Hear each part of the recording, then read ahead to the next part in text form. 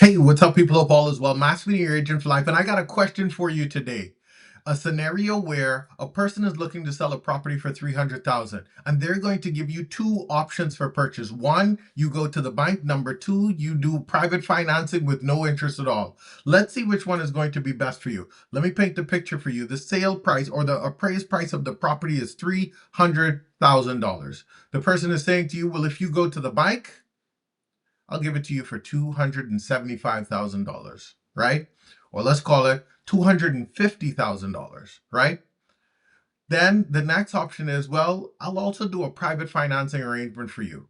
If you're qualified for the bank for 20 years or 25 years, I'll match what the bank is doing, but I'll do no interest at all, right?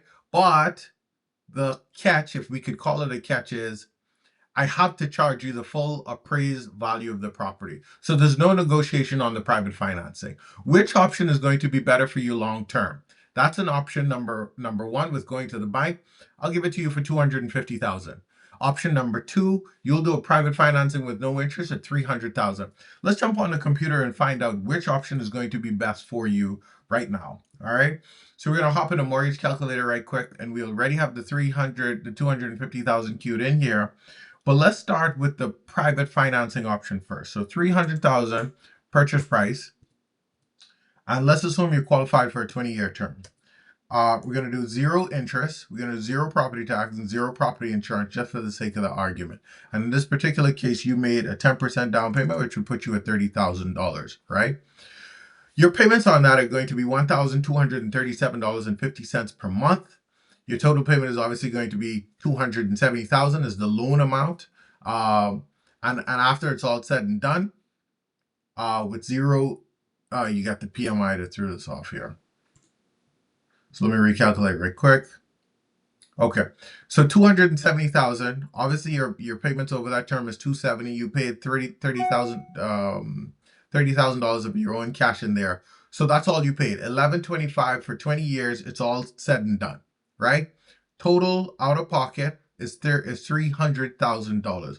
Let's do the same scenario, $250,000, but you're going to the bank, right? So we're going to change up some of these numbers here. We're going to change this to 250, which is a $50,000 savings immediately. For the sake of this illustration, we'll leave property tax, property insurance, and PMI at zero. But we're going to go and change the interest to a 5% interest, which is about the going average for interest nowadays.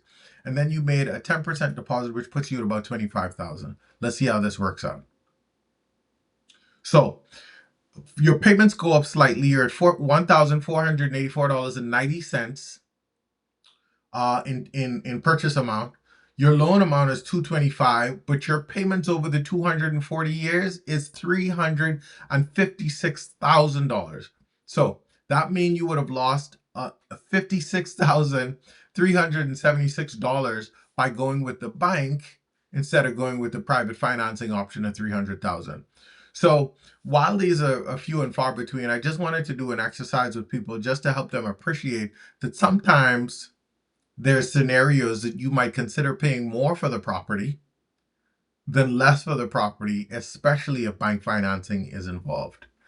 This is an interesting scenario. I saw a guy online using this to negotiate private financing arrangements. Now, this is hardly ever the case with a lot of the listings that we see online, but if you have a family member who might be willing to do this for you or a close friend, private financing is definitely the option. Now, let me disclaim this by saying there are some inherent risks with private financing, right? You have to make sure that your I's are dotted, your T's are crossed, consult a realtor, consult an attorney to make sure that you're getting a good deal.